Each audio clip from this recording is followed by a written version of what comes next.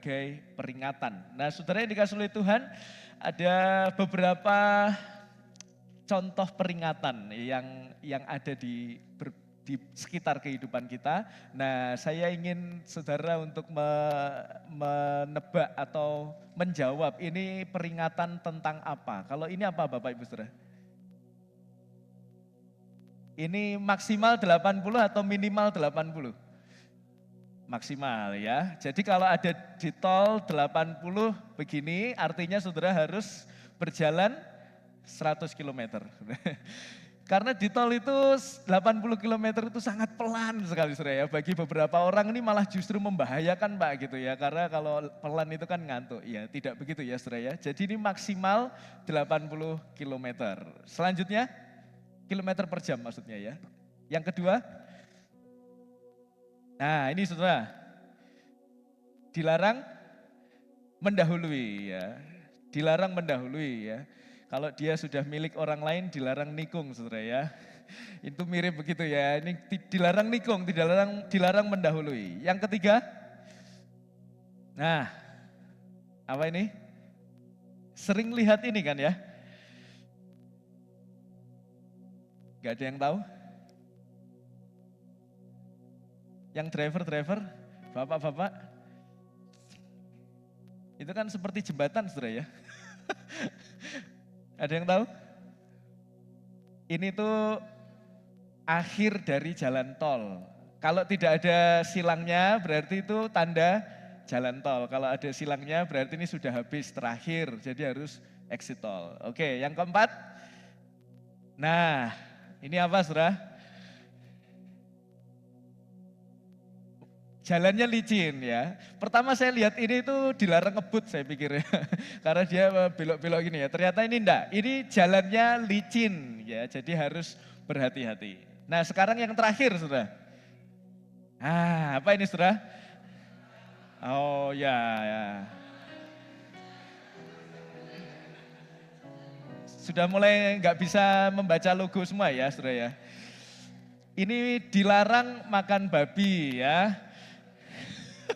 Kalau sedikit ya, kalau banyak boleh. Ya, beberapa peringatan ini menolong kita semuanya supaya kita ini bisa melihat bahwa ada sesuatu hal yang bahaya di depan kita sehingga kita perlu memperhatikan beberapa rambu-rambu itu. Dan inilah yang Paulus ingin sampaikan kepada jemaat di Roma ketika dia menuliskan salam penutup. Sebelum salam penutup dia menuliskan berbagai macam peringatan kepada jemaat di Roma.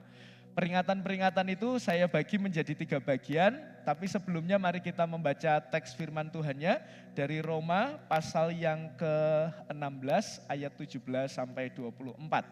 Sudah ada di slide LED, kita akan baca silih berganti. Kaum pria akan mengawali ayat 17, lalu kaum wanita ayat yang genap ya. Kaum pria akan memulai pembacaan firman Tuhan, Roma 16 ayat ke-17. Mari. Tetapi aku menasehatkan kamu, saudara-saudara, supaya kamu waspada terhadap mereka yang bertentangan dengan pengajaran yang telah kamu terima, menimbulkan perpecahan dan godaan. Sebab itu hindarilah mereka.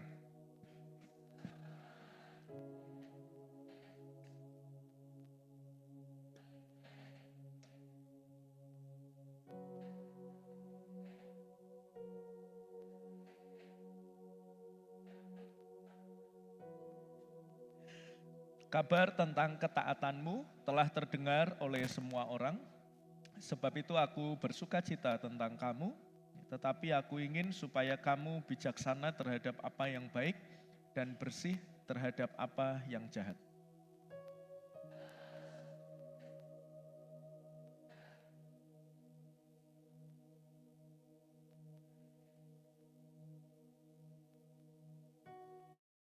Salam kepada kamu dari Timotius, temanku sekerja, dan dari Lukius, Yason, dan Sosipater, teman-temanku sebangsa.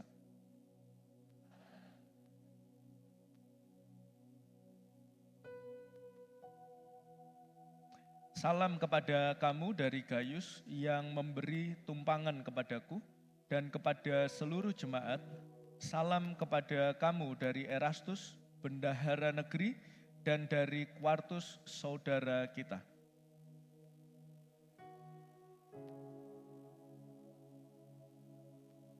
Amin. Saudara, di dalam satu perikop ini kita bisa melihat berbagai peringatan yang Paulus berikan kepada jemaat di Roma. Saya menuliskan yang pertama adalah dia memberi peringatan terkait dengan pengajaran, saudara. Setelah dia menjelaskan pasal yang pertama sampai pasal yang ke-15, satu pengajaran doktrinal yang begitu kuat, lalu dia menutup suratnya dengan tetap memperingatkan jemaat Roma supaya memperhatikan berkaitan dengan pengajaran. Di ayat 17 dikatakan demikian, tetapi aku menasehatkan kamu saudara-saudara, supaya kamu waspada terhadap mereka yang bertentangan dengan pengajaran yang telah kamu terima, menimbulkan perpecahan dan godaan. Sebab itu hindarilah mereka. Saudara, apa yang dimaksud dengan pengajaran yang bertentangan dengan yang telah kamu terima? Sederhananya adalah setiap pengajaran yang berlawanan dengan apa yang Paulus sampaikan dari pasal yang pertama sampai pasal yang ke-15. Kalau coba kita mengingat pengajaran doktrinal yang Paulus ajarkan kepada jemaat di Roma, ya banyak teolog mengatakan kalau kamu pengen tahu doktrin kekristenan mendasar itu baca surat Roma saja. Karena surat Roma itu mengandung satu doktrin yang komplit mulai dari kejatuhan manusia sampai keselamatan. Kalau kita mengingat beberapa hal tentang apa yang Paulus sampaikan berkaitan dengan pengajaran doktrinal, kita tahu bagian yang pertama di Roma pasal yang 1, 2 itu membahas tentang kejatuhan manusia. Manusia semua berdosa, tidak ada satupun yang tidak berdosa. Dan dosa itu membuat manusia tidak bisa meresponi Allah. Tidak bisa meresponi Allah. Rusak pada keseluruhan secara holistik. Kehendaknya rusak, pikirannya rusak, dorongan-dorongan hatinya rusak. Dia tidak bisa meresponi Allah. Sama seperti orang mati, dia tidak bisa meresponi apa-apa. Maka kita yang mati rohani karena dosa, natur dosa yang dalam hidup kita tidak mungkin bisa meresponi Allah. Dan karena dosa itu pula kita tidak mungkin juga untuk bisa menyelamatkan diri saya, saudara, secara mandiri. Tidak bisa, kita perlu pertolongan Allah. Maka itu sebabnya keselamatan itu anugerah, pemberian.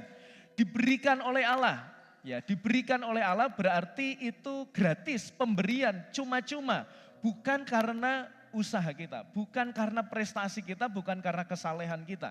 Maka itu sebabnya di bagian lain di dalam surat atau Injil Yohanes dikatakan kalau bukan Allah sendiri yang menarik kita tidak mungkin bisa datang kepada Dia. Kalau Allah tidak menarik kita tidak mungkin datang kepada Allah. Yaitu adalah keselamatan oleh karena anugerah dan hanya melalui iman di dalam Roma pasal yang keempat. Tetapi segala anugerah yang Tuhan berikan itu tidak menjadi alasan untuk kita berbuat dosa. Di Roma pasal yang kelima, kalau kamu mengerti anugerah, maka kamu harus berjuang hidup kudus. Kamu harus mati dan kamu harus bangkit bersama dengan Kristus. Maksudnya kamu harus mengubur, meninggalkan manusia lama, dan kamu harus hidup baru bersama dengan Kristus. Nah, yang dimaksud dengan pengajaran yang bertentangan adalah pengajaran yang berlawanan dengan semua hal yang Paulus sampaikan. Maka kalau ada orang berkata, wah kita itu setengah berdosa saja kok Pak.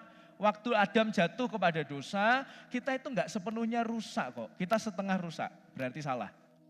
Oh kita diselamatkan Pak bukan karena hanya iman saja, tetapi ditambah perbuatan. Nah berarti salah, itu berlawanan dengan firman Tuhan. Wah kalau gitu kalau kita menerima anugerah Pak, lalu kita kan itu sudah diampuni secara sempurna. Maka kita berhak dong untuk melakukan apa saja semau saya, wong toh saya sudah diampuni, berarti itu berlawanan dengan Injil. Berlawanan dengan pengajaran yang Paulus terapkan. Nah Bapak Ibu Saudara yang dikasihi oleh Tuhan, saya sering mengatakan bahwa musuh Injil itu ada dua, yaitu legalisme dan juga liberalisme atau antinomianisme. Legalisme itu berbicara tentang ya aturan ya Yahudi pada waktu itu. Kalau kita melihat jemaat Roma yang majemuk itu kan ada orang-orang Yahudi yang memaksakan ya, wah kamu harus lakukan ini, bahkan untuk diselamatkan kamu harus begini, melakukan ini dan lain sebagainya. Itu legalisme. Tapi sebaliknya, liberalisme juga disinggung dalam surat Roma, ketika di dalam Roma pasal yang kelima dikatakan kamu harus mati dan bangkit bersama dengan Kristus, itu menunjukkan bahwa ada gejala orang-orang waktu itu sudah terima keselamatan tapi hidupnya seenaknya sendiri. Dan itu musuh Injil. Kedua-duanya adalah musuh Injil. Dalam kaitan dengan kehidupan kita saat ini mungkin itu bernama yang lebih modern, misalkan teologi kemakmuran. Teologi kemakmuran itu mengajarkan bahwa kalau kita ikut Kristus maka segalanya itu akan sehat, segalanya akan kaya, segalanya itu akan jadi kita ini sukses dan lain sebagainya. Ya, itu teologi kemakmuran. Kenapa? Karena dia mengajarkan bahwa pusat dari kekristenan adalah bukan Allah, tetapi adalah dirinya sendiri. Bagaimana tidak? Percaya kepada Yesus semuanya berkaitan dengan kenikmatan kita. Bukankah itu kekristenan yang berpusat kepada diri kita sendiri? Mungkin namanya sudah bukan legalisme, namanya bukan sudah antinomianisme, tapi mungkin itu berkata teologi kemakmuran. Saudara dikasih oleh Tuhan, kita perlu berhati-hati, dan kalau kita mendengar apa yang diperintahkan oleh Paulus, di sana Paulus meminta kita untuk melakukan dua hal. Yang pertama waspada di ayat yang ke-17b, lalu ada kata hindarilah di ayat 18. Apa yang dimaksud waspada di sana? Kalau kita mencoba merenungkan kata waspada itu bukan yang begini ya, waspadalah, terus kita lihat kanan kiri gitu, ada yang nyuri dompet saya apa enggak gitu, ada yang nyuri saya apa enggak gitu. Bukan gitu ya. Tapi yang dimaksud waspada di sini kaitan dengan pikiran ya. Maksudnya kita perlu berhati-hati dengan setiap pengajaran yang ada. Itu berarti melibatkan pikiran. Bagaimana kita bisa berhati-hati dengan yang salah kalau kita enggak tahu yang benar. Maka untuk kita bisa mengidentifikasi yang palsu, kita harus tahu yang asli. Saudara, saya pernah mendengar kalau orang teller di bank itu untuk mengidentifikasi uang palsu, yang dilakukan adalah sering memegang uang asli. Karena apa? Supaya bisa tahu begitu pegang gini, kok nggak seperti biasanya, berarti palsu. Saudara yang dikasih oleh Tuhan, kita perlu untuk melatih diri kita, mendisiplin diri kita untuk bertumbuh. Di dalam apa? Bukan hanya pada tindakan yang baik gitu ya, nggak boleh ini, nggak boleh itu. Apakah itu penting? Penting. Tapi pengajaran itu jauh lebih penting. Makanya waktu Paulus memperingatkan, dia langsung memulai dengan pengajaran. Dia tidak memulai dengan tindakan, tapi dia mulai dengan satu hal yang penting, yaitu pengajaran. Dan saudara kalau melihat di sana di ayat yang ke-18 dikatakan juga kita perlu menghindari orang-orang atau pengajar semacam ini yang tujuannya hanya untuk kepentingan mereka sendiri, melayani perut mereka sendiri, bahkan mereka menyampaikan dengan hal yang muluk-muluk, dengan bahasa yang manis, mereka menipu orang yang tulus hatinya. Nah, kalau kita melihat ciri-cirinya itu, ini hampir mirip dengan para pengajar Yahudi ya, yang selalu menampilkan penampilan luar itu agamawi sekali, lalu kemudian kamu harus lakukan ini, padahal dia sendiri tidak melakukan itu. Dia memaksa orang untuk menaati hukum Taurat yang sekian ratus itu, tapi dia sendiri tidak menaati itu. Sebenarnya dikasih oleh Tuhan, kita perlu untuk memperhatikan hal itu. Nah, mungkin muncul pertanyaan, Pak, minggu lalu, saudara masih ingat minggu lalu kita membahas tentang apa? Luar biasa ya saudara ya. Minggu lalu kita belajar tentang kita ini sesama hamba bukan hakim. Saudara ingat ada polemiknya waktu itu. Satu, gak boleh makan A, B, C, D, yang Yahudi, Kristen Yahudi. Yang non Yahudi makan apa saja, boleh gitu. Kita kan sudah bebas merdeka dalam Kristus gitu ya. Yang satu masih memelihara hari-hari besar. Yang satu sudah semua hari sama saja. Nah mungkin muncul pertanyaan, loh Pak, kalau di bagian itu, kenapa kita harus menerima orang itu? Kita harus menerima yang lemah imannya. Tapi di bagian ini kenapa ekstrim? Kenapa harus waspada? Bahkan menghindari ajaran-ajaran yang semacam ini. Kenapa berbeda? Nah saudara, kita perlu mengingat, saya memberi satu satu teori atau satu pemikiran dari seorang tokoh yaitu Harold Rawlings, saudara bisa melihatnya ya. Saudara, kalau soal doktrin itu fundamental, itu prinsip, itu tidak bisa berbeda. Maka di dalam gereja Tuhan harusnya satu doktrin, bukan gado-gado. Ya, gado-gado itu doktrinnya macam-macam gitu ya. Yang saya maksud doktrin adalah pengajaran pokok, soal keselamatan, soal Allah Tritunggal, soal kristologi, Kristus. Nah itu harus sama, gak boleh beda, tidak boleh, harus sama. Kenapa? Karena itu doktrinal. Maka kalau ada yang berkata Allah Tritunggal itu adalah Allahnya orang Kristen 3, nah berarti itu bidat. Nah saudara, saya itu sering, Pak Bayu itu sering ya kalau kok sering menyesatkan ajaran yang lain gitu. Loh saudara, kalau soal doktrin kita perlu fundamental. Perlu fundamental. Jadi kalau salah ya salah. Karena ini kaitan dengan doktrin. Saudara tahu kenapa saksi Yehova itu tidak masuk kepada kekristenan? Karena dia berbeda di dalam hal doktrinal. Saksi Yehova itu mengatakan Kristus itu hanya ciptaan, saudara. Kenapa Mormon sekarang tidak masuk di dalam kekristenan? Karena dia berbeda di dalam hal doktrinal. Maka kalau di gereja Tuhan di dalam doktrinal dan berbeda itu menjadi hal yang aneh. Saudara yang dikasih oleh Tuhan, soal doktrin kita perlu fundamental. Nah, Roma 16, kenapa kita harus waspada dan menghindar dari ajaran yang salah? Karena itu doktrinal. Tetapi Roma 15 soal makanan, soal hari besar itu adalah sikap. Itu adalah sikap, bukan pengajaran. Sikap itu kita bisa moderat, terbuka terhadap perbedaan. Makanya waktu itu Paulus bilang begini, kamu kalau mau makan babi silahkan, gak usah ngece yang gak makan babi. Kalau kamu gak makan babi, gak usah ngece yang makan babi. Moderat, terbuka terhadap perbedaan. Kalau kamu merayakan hari besar, mengkhususkan tertentu silahkan. Kalau kamu menganggap semua hari besar sama, silahkan, yang penting ada nilai kasih di sana. Di dalam hal sikap, kita perlu moderat atau terbuka. Tapi di dalam praktek pelayanan, ini yang penting, kita harus progresif.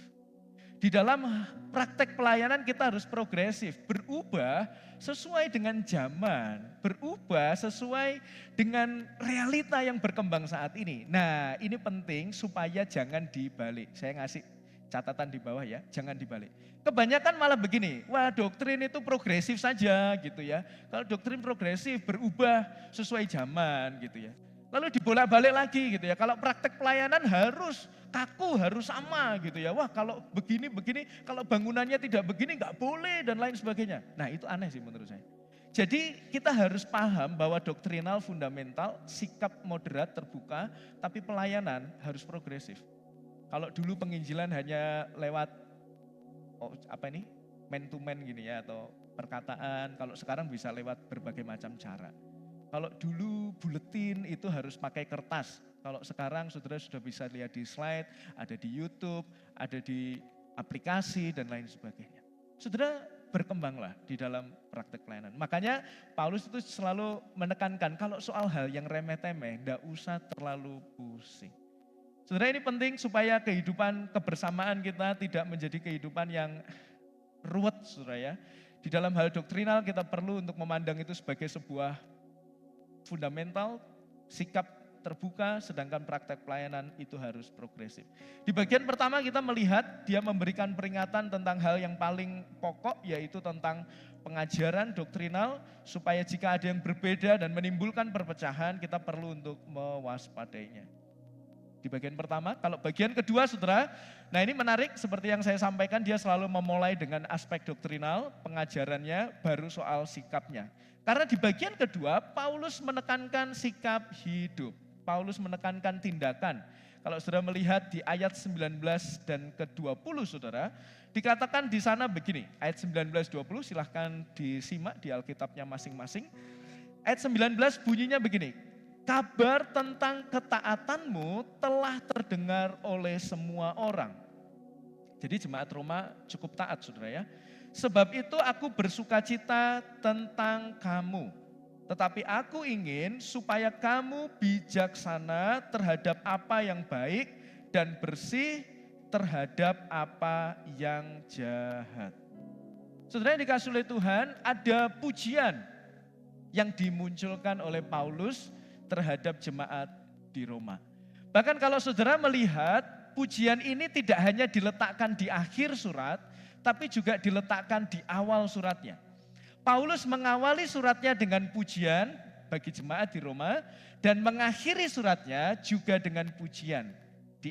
Di pasal 1 saudara, waktu Paulus habis menyapa jemaat di Roma, dia bilang begini, pasal 1 ayat 8, pertama-tama aku mengucap syukur kepada Allahku oleh Yesus Kristus atas kamu sekalian, perhatikan, sebab telah tersiar kabar tentang imanmu di seluruh dunia. Jadi yang dipuji oleh Paulus adalah bagaimana ketaatan, sikap hidup, kebaikan jemaat Roma itu bahkan sudah didengar oleh seluruh dunia. Ini bukan hanya satu RT, saudara ya, bukan hanya satu kecamatan, tapi seluruh dunia. Kebaikan jemaat Roma itu menyebar sampai seluruh dunia, artinya menunjukkan tidak eksklusif. Kebaikan jemaat Roma itu tidak menunggu kamu Kristen apa enggak Kristen. Kalau kamu Kristen, kamu baptis apa non-baptis. Gitu. Kalau kamu baptis KGBI atau GGBI atau baptis Papua dan lain sebagainya. Kalau kamu baptis yang fundamental atau baptis yang lebih moderat. Gitu. Tidak. Kebaikannya diberikan atau terdengar oleh semua orang. Dan saudara yang dikasih Tuhan, ini menjadi hal yang dipuji oleh Paulus. Bahkan dia memuji jemaat Roma 2 kali di bagian awal dan di bagian akhir.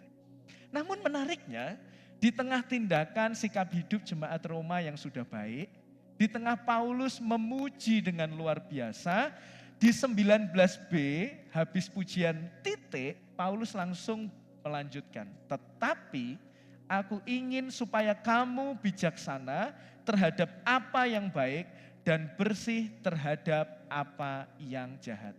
Jadi enggak hanya muji, saudara. Pujiannya selesai dia langsung beralih. Tetapi aku menasehatkan kamu supaya kamu bersih terhadap yang jahat. Saudara yang dikasih oleh Tuhan, ini menjadi perintah Paulus atau nasihat Paulus ini menjadi satu warning, peringatan buat kita. Bahwa barangkali mungkin di antara kita ada yang merasa hidup saya sudah baik-baik saja. Saya sudah berjuang untuk melakukan kebaikan, kesalehan. Saya berusaha menjadi kitab yang terbuka.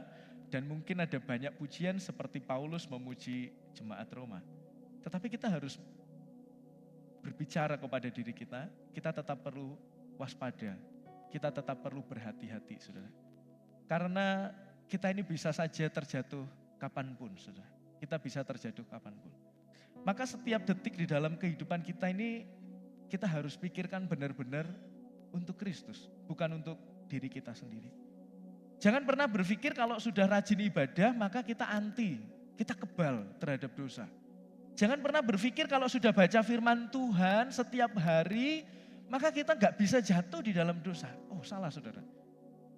Kita yang baca firman, kita yang beribadah itu masih bisa berbuat dosa. Kita bisa jatuh di dalam dosa. Mungkin ada di antara saudara yang mulai bertanya, loh kalau gitu ngapain baca firman dan pergi ke gereja gitu ya. Nah itu pikiran yang aneh sih saudara ya. Harusnya kan berpikir kalau yang ke gereja saja bisa jatuh, kalau yang baca firman saja bisa jatuh, ya apalagi jenengan yang gak rajin ke gereja, jenengan yang gak rajin baca kitab. Kan harusnya begitu ya pola pikirnya ya. Nah saudara kita perlu melihat bahwa kita ini sangat rentan, saudara. Kita sangat rentan untuk terjatuh. Makanya tidak heran kan di dalam ibadah kita itu selalu ada pengakuan dosa. Siapa yang pagi ini belum berbuat dosa? Saya yakin gak ada yang angkat tangan kan? Kita semuanya pernah berbuat dosa. Bahkan di saat kita berjuang untuk tetap menaati Tuhan, kita itu sangat rentan untuk bisa terjatuh. Itu sebabnya Paulus berkata, jangan sampai kamu ikut terjatuh, kamu harus bersih terhadap apa yang jahat. Dan kejatuhan itu saudara bisa menyerang siapapun, bisa menyerang jemaat Tuhan, bisa menyerang hamba Tuhan, bisa menyerang siapapun saudara. Dia tidak memandang status atau jabatan kita, Dia tidak memandang gelar kita, dia tidak memandang saya sudah lama ikut Tuhan atau saya masih baru ikut Tuhan, tidak. Tapi godaan itu, kejatuhan itu bisa menyerang siapapun orang yang tidak berjaga-jaga. Nah saudara yang dikasihi oleh Tuhan, tadi saya mengatakan ya, urutannya kan ada pujian, lalu Paulus tidak hanya memuji, tapi dia memberi peringatan supaya tetap hidup benar, gitu ya. Nah yang lebih menarik lagi, dia tidak hanya memberikan perintah berjaga-jagalah. Kamu harus mendisiplin, kamu harus jangan sampai jatuh, kamu harus bersih dari yang jahat. Bukan hanya itu, Paulus langsung beranjak dengan doa, ayat 20. Saudara bisa melihat di sana, semoga Allah sumber damai sejahtera segera akan menghancurkan iblis di bawah kakimu. Kasih karunia Yesus Tuhan kita menyertai kamu. Saudara bisa lihat urutannya ya, apa yang disampaikan Paulus. Dia memuji kebaikannya, jemaat Roma. Setelah memuji, Paulus apa? Memperingatkan. Kamu jangan hati-hati ya, sekalipun kamu sudah baik, kamu tetap harus jaga hidupmu ya. Jaga kata-katamu, jaga sikapmu, supaya kamu bersih dari yang jahat. Wah itu kan usaha untuk menjaga kekudusan saudara ya. Tapi Paulus tidak stop sampai di situ, dia langsung beralih kepada doa. Semoga Allah, sang sumber damai sejahtera itu, segera akan menghancurkan iblis. Artinya apa saudara? Usaha pengudusan, proses pengudusan itu bukan hanya soal perkara diri kita. Itu adalah anugerah Allah. Di dalam proses pengudusan, kita tidak bisa memisahkan pokoknya saya berusaha sendiri. Tidak bisa tanpa anugerah Allah. Dan kita juga jangan berkata pokoknya soal pengudusan, hidup benar, hidup kudus, anugerah Allah. Gak perlu berusaha, salah. Kita perlu menyadari kita perlu kedua-duanya. Kita perlu berjuang tetapi di saat yang bersamaan kita perlu berpikir bahwa semua kekuatan itu datang dari Tuhan. Makanya Paulus tidak hanya meminta supaya kamu berjaga-jaga, tapi dia juga berdoa supaya Tuhanlah yang menghancurkan. Saudara perhatikan, Paulus itu tidak berkata begini, semoga Allah dan kemudian kamu yang menghancurkan iblis. Bukan. Bukan kita yang diminta menghancurkan iblis, tapi Paulus di dalam doanya dia berkata Allah, sang sumber damai sejahtera itulah yang akan menghancurkan iblis. Jadi kalau kita ada di dalam proses pengudusan saat ini, hidup benar, hidup kudus, berjuang di dalam ketaatan akan Tuhan, itu bukan hanya kekuatan kita, tetapi kekuatan Allah pula. Dan itu bukan hanya kekuatan Allah pula, tapi juga kekuatan kita. Saudara yang dikasihi oleh Tuhan, kita perlu menyadari bahwa kemenangan kita, bisa dilanjutkan slide-nya, kemenangan kita itu adalah kemenangan bersama Kristus. Tanpa Kristus kita tidak mungkin menang. Dan jangan berpikir kemenangan Kristus yang dimaksud di sini adalah soal pembenaran saja. Kemenangan Kristus adalah soal dulu Pak, waktu kita percaya kepada Yesus pertama kali, nah di situ kita menang bersama Kristus, kita perlu Kristus. Tetapi di dalam kehidupan kerohanian kita setelah kita percaya, nah itu gak perlu Kristus, salah saudara. Kemenangan Kristus itu bukan hanya dulu waktu kita dimenangkan percaya kepada Kristus, tapi sampai detik ini, day by day, hari demi hari waktu kita mengalami godaan-godaan iblis itu, kita harus tetap mengingat kemenangan Kristus. Kita tidak mungkin bisa menang terhadap godaan kalau kita melupakan Kristus. Kita tidak mengandalkan kekuatan Kristus. Itu sebabnya Paulus tidak hanya meminta mereka berjaga-jaga, tapi Paulus juga berdoa supaya Allah sendiri yang akan menghancurkan iblis itu. Saudara, di bagian yang kedua kita melihat dia memberi peringatan kaitan dengan sikap hidup. Pengajaran yang paling fundamental, lalu kemudian dia memberikan peringatan tentang sikap hidup. Nah sekarang pertanyaannya bagi saya dan saudara. Kalau saya dan saudara saat ini disebut sebagai anak-anak Allah, disebut sebagai umat pemenang. Bahkan tadi pujian mengatakan jika Allah ada di pihak kita, siapa dapat melawan kita. Apakah itu hanya sekedar pujian, hanya sekedar kalimat-kalimat yang mungkin kita sudah hafal hari demi hari. Apakah itu hanya sekedar identitas saja? Jawabannya bukan. Itu adalah sebuah panggilan untuk kita bisa berjuang di dalam Kristus. Sekarang pertanyaannya, apakah kita ini menjaga sikap hidup kita? Apakah kita menjaga perkataan kita? Apakah kita menjaga sikap kita kepada pasangan kita, kepada anak-anak kita, kepada teman-teman pelayanan kita di gereja ini? Menjaga sikap kita di tengah pekerjaan kita. Apakah kita benar-benar serius menjaga segala sesuatunya itu?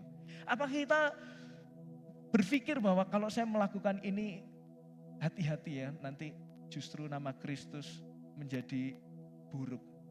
Apakah tindakan saya ini menjadi batu sandungan untuk orang bisa mengenal Kristus? Apakah cara saya bekerja ini menjadi batu sandungan, orang itu akhirnya bisa melihat kasih Kristus? Apakah kita benar-benar memikirkan itu Bapak Ibu Saudara? Kekristenan kita harus sampai ada di sana. Setiap tindakan kita, setiap tingkah laku kita, bahkan pikiran kita Saudara, seharusnya itu menjadi sarana orang mengenal Kristus. Tetapi sayangnya, kekristenan hari-hari ini jarang berbicara tentang itu. Kekristenan hari-hari ini hanya berbicara soal berkat, hanya bicara soal kesuksesan, hanya bicara soal kemenangan dalam tanda kutip yang kita pikirkan di dunia ini. Bukan. Kekristenan adalah soal panggilan untuk bersikap bersih terhadap yang jahat. Dan itulah yang sering ditekankan di dalam kebenaran firman Tuhan. Dan kita tidak bisa hanya berjuang tanpa berdoa dan mohon kekuatan dari Tuhan. Karena sekali lagi kemenangan kita hanya bisa diraih ketika kita bersama dengan Kristus. Di bagian terakhir Saudara, tidak hanya tentang doktrinal, pengajaran, sikap, tapi Paulus juga memberikan peringatan. Peringatan di bagian ketiga ini secara tersirat, bukan tersurat, tapi tersirat. Saudara tahu bedanya ya, kalau tersurat itu jelas, ada tulisannya, waspadalah begitu. Tapi kalau tersirat itu samar-samar ya. Paulus sedang membicarakan atau melakukan hal lain, tapi sebenarnya menyiratkan bahwa kita perlu untuk berhati-hati tentang hal itu. Nah saudara, banyak yang melihat ayat 21, saudara kalau melihat ayat 21 ya. Ayat 21 sampai terakhir itu isinya apa saudara? Tidak ada di sini saudara. Isinya apa? Dilihat di Alkitabnya. Salam saudara. Bahkan Paulus itu sudah memulai salamnya di perikop sebelumnya. Jadi kalau kita kan 17 ya mulainya. Ayat 1 sampai 16 itu sudah ada salam banyak orang yang dituliskan oleh Paulus. Saya membacakan ayat 21 saja. Paulus berkata begini, salam kepada kamu dari Timotius temanku sekerja dan dari Lukius, Yason dan Sosipater teman-temanku sebangsa. Sederhananya Paulus itu menutup suratnya, nulis suratnya itu dengan menutup dengan begini. Salam ya jemaat di Roma, ini ada teman-temanku, Timotius, ada Yason, ada Lukius, itu kirim salam juga kepada kamu. Karena waktu Paulus menulis surat Roma, Paulus itu ada di mana Bapak Ibu? Di sebelah Banyu Urip, saudara ya. Bukan. Menulis surat Roma itu ada di Korintus. Jadi waktu Paulus nulis surat Roma, dia posisinya di Korintus. Dia nulis surat Roma. Nah, Paulus bilang kepada jemaat Roma yang suratnya nanti akan dikirim, ini ada salam loh. Ternyata enggak hanya aku saja, tapi ini ada orang-orang di dekatku yang kirim salam kepada kamu. Nah, coba ya kita perhatikan orang-orang yang disebutkan oleh Paulus. Yang pertama tadi Timotius. Timotius disebut sebagai apa di sana? Teman sekerja ya. Timotius ini adalah anak rohani Paulus. Dia sering bilang Timotius anak yang kukasihi ya. Dia seperti bapak rohaninya. Tapi dalam konteks ini yang sedang ditekankan oleh Paulus itu adalah fungsi atau peran di dalam pelayanan. Maka dia menyebut teman sekerja. Jadi Timotius adalah anak yang dikasihi oleh Paulus, tapi Timotius juga rekan sekerja Paulus. Lalu tidak hanya Timotius, ada Lukius, ada Yason, ada Sosipater. Ada yang nama-nama itu di sini? Tidak ada ya. Karena ini nama-nama Yahudi saudara ya. Karena dikatakan dia adalah teman-teman sebangsanya siapa? Paulus. Nah saudara yang dikasih oleh Tuhan ayat 22. Di sana dikatakan begini. Salam dalam Tuhan kepada kamu dari Tertius. Yaitu aku yang menulis surat ini. Saudara bingung enggak baca ayat ini? Salam dari Tertius, yaitu aku yang menulis surat ini. Loh, jadi yang nulis Paulus atau Tertius? Ya, supaya tidak bingung, idenya yang ngomong itu Paulus. Tapi Paulus itu punya kelemahan di dalam penulisan. Kalau saudara membaca Galatia, waktu di akhir dia menutup suratnya, dia tuh bilang, maafkan tulisanku besar-besar. Sederhananya begitu. Karena di jemaat Galatia Paulus menulis sendiri suratnya. Tapi di jemaat Roma Paulus mendiktekan. Yang nulis namanya siapa? Tertius. Makanya teks ini bilang begini, salam kepada Tuhan, ini kan yang nulis Tertius ya. Coba bayangkan ini Paulus, saya Tertius ya. Paulus dikte saya, lalu saya nulis gitu, terus salam dari kamu juga ya Tertius, kamu juga harus nulis namamu di situ. Nah Tertius nulis salam dari Tertius, dari aku yang menulis surat ini. Saudara nangkep ya? Nah Tertius yang menuliskan surat ini. Ayat 23, salam kepada kamu dari siapa? Gaius. Gaius Tambunan bukan ini ya. Dulu ada tokoh terkenal namanya Gaius Tambunan ya. Tapi ini bukan Gaius Tambunan karena ini Gaius yang memberikan tumpangan kepadaku dan kepada seluruh jemaat. Berarti Gaius ini adalah tuan rumah. Di Korintus Paulus menupang di rumahnya Gaius. Dan bukan hanya Paulus tapi juga seluruh jemaat. Itu disebutkan di sana saudara ya. Lalu kemudian di ayat yang ke 23b dikatakan salam kepada kamu dari Erastus, bendahara negeri dan dari Quartus saudara kita. Jadi di sana juga ada Erastus, bendahara negeri. Ini kemungkinan besar Erastus adalah pejabat di kota Korintus. Pejabat di kota Korintus. Karena di sana dikatakan bendahara negeri. Dia punya posisi. Barangkali ini adalah orang non-Yahudi yang dimenangkan oleh Paulus ketika Paulus ada di Korintus. Dia orang non-Yahudi, pimpinan, pejabat publik yang dimenangkan oleh Paulus. Makanya Erastus ada di situ dan banyak tafsiran mengatakan yang menopang pelayanan Paulus salah satunya adalah Erastus. Karena dia adalah orang yang cukup berada. Lalu kemudian menariknya di bagian nama terakhir Paulus bilang begini. Dan dari Quartus saudara kita. Quartus saudara. Ternyata Bapak Ibu, Quartus itu bukan nama.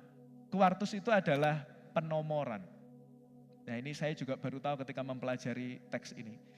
Jadi di dalam budaya masa itu, seorang budak itu tuh ada nomornya, saudara. Seorang budak itu ada nomornya. Kalau kita kan 1, 2, 3, 4, 5. Kalau bahasa Jawa setunggal, kalih, tiga, sekawan, gangsal, 6, pitu gitu ya.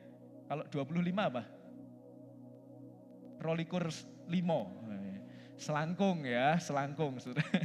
Selangkung gitu, ada nomornya. Tapi waktu itu budak itu diberikan nomor ini saudara. Yaitu yang satu itu namanya Primus, Secundus, Tertius, Quartus. Jadi Quartus itu adalah penomoran nomor 4. Budak nomor 4 maksudnya yang disebut dengan Quartus itu. Nah saudara sampai sini kita coba melihat ya, dari salam ini Paulus sedang memberikan nilai apa? Nah saya sudah tuliskan di sana, yang pertama dia menghargai dan menghormati sesama pelayan. Paulus tidak hanya berkata ini aku tok loh yang nulis ke kamu, ini aku tok yang sayang sama kamu jemaat di Roma, bukan itu. Dia menuliskan nama-nama yang lainnya dan dia menunjukkan perannya di sana. Dia menunjukkan Timotius adalah kawan sekerjaku. Dia menunjukkan Gaius memberikan tumpangan. Dia menunjukkan Tertius itu yang nulis surat ini. Dan lain sebagainya. Ini menunjukkan bahwa di dalam kebersamaan tubuh Kristus, di dalam pelayanan, kita ini punya panggilan yang berbeda-beda satu dengan yang lain. Kita punya karunia yang berbeda-beda satu dengan yang lain. Dan satu nilai penting adalah tidak ada pelayanan yang terlalu sepele untuk bisa dihargai. Sekali lagi, tidak ada satupun pelayanan yang terlalu sepele untuk bisa dihargai. Semuanya itu penting.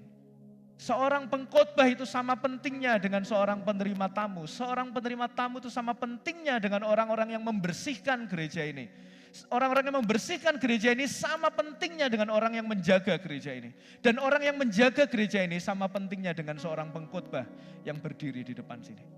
Saudara, tidak ada satupun pelayanan yang terlalu remeh yang tidak bisa kita hargai. Panggilan kita memang berbeda-beda, saudara. Dan di tengah keberbedaan itu, Paulus memberikan satu nilai penting. Hormatilah, hargailah sesama pelayanmu. Tidak peduli mungkin sedikit yang dikerjakan. Tidak peduli mungkin itu beda panggilannya dengan kamu. Tapi panggilan kita adalah untuk menghargai. Sudahkah kita menghargai sesama pelayan? Baik di gereja ini, mungkin di keluarga kita, di rumah kita, atau di tempat pekerjaan kita. Apakah kita punya budaya untuk mengapresiasi? Apakah kita sering untuk mengatakan terima kasih atas apa yang orang lain lakukan di dalam pekerjaan? Atau kita ini justru terjebak pada budaya yang selalu melihat kelemahan orang lain. Gak peduli kebaikannya apa, pokoknya ada salah sedikit, yaitu yang diingat, saudara. Saya pernah baca sebuah postingan, ada seorang kiper yang sangat terkenal, penyelamatannya begitu banyak, saudara ya, kiper bola, dia save banyak gitu. Tapi dia blunder satu kali. Orang hanya mengingat satu kali blunder itu. Apakah kita menjadi orang Kristen semacam itu? Di tengah berbagai macam hal yang bisa kita hargai dari orang lain, apresiasi dari orang lain, apakah kita memilih untuk hanya bisa melihat kelemahan orang lain? Itu nilai yang pertama, dan nilai yang kedua yang terakhir yang saya akan bahas. Melalui salam Paulus, Paulus mengajarkan kita perlu bersatu di tengah segala perbedaan. Saudara ingat, waktu Paulus menyebut Erastus, pejabat negeri itu, bendahara negeri itu, dia menyandingkan dengan siapa? Dengan Quartus, budak urutan keempat, dan disebut saudara. Lalu kemudian dia menyebut ada Gaius, orang non-Yahudi, tapi dia juga menyebut ada Lucius, ada Yason, ada Sosipater, orang Yahudi. Ada Erastus, orang non-Yahudi, tapi dia juga menyebut lainnya sebagai orang Yahudi. Artinya di dalam tubuh Kristus tidak ada lagi orang Yahudi, orang non-Yahudi, tidak ada lagi orang yang duitnya banyak dan orang yang duitnya sedikit, tidak ada lagi orang yang punya jabatan tinggi dan jabatan rendah, tidak ada, semuanya dipersatukan di dalam tubuh Kristus. Di hadapan salib, saudara, kita ini sama-sama orang berdosa. Tidak peduli berapa banyak pengalaman saudara, tidak peduli berapa banyak gelar saudara, tidak peduli betapa saudara terkenal dimanapun saudara berada. Di hadapan salib Kristus kita punya status yang sama, orang berdosa yang dilayakkan oleh Tuhan. Di bagian terakhir saudara, silahkan dilanjutkan slide-nya, saya mengundang pemain musik untuk ke depan. Saudara, ini adalah pembelajaran kita terakhir di kurikulum khotbah tentang surat Roma. Kalau saudara mengingat, saudara, tema besar kita adalah menghidupi Injil dan menginjili hidup. Saudara, kita perlu menghayati keduanya. Kita perlu menghidupi Injil dan kita perlu menginjili hidup. Apa bedanya? Yang pertama-tama, kita perlu membiarkan diri kita disentuh oleh Injil. Sebelum kita melakukan banyak hal, memberitakan Injil itu kepada seluruh aspek hidup kita, kita harus membiarkan Injil itu merembesi diri kita. Jika nilai-nilai Injil itu tidak merembesi hidup kita, kita tidak akan pernah bisa menginjili seluruh kehidupan yang ada di dunia ini.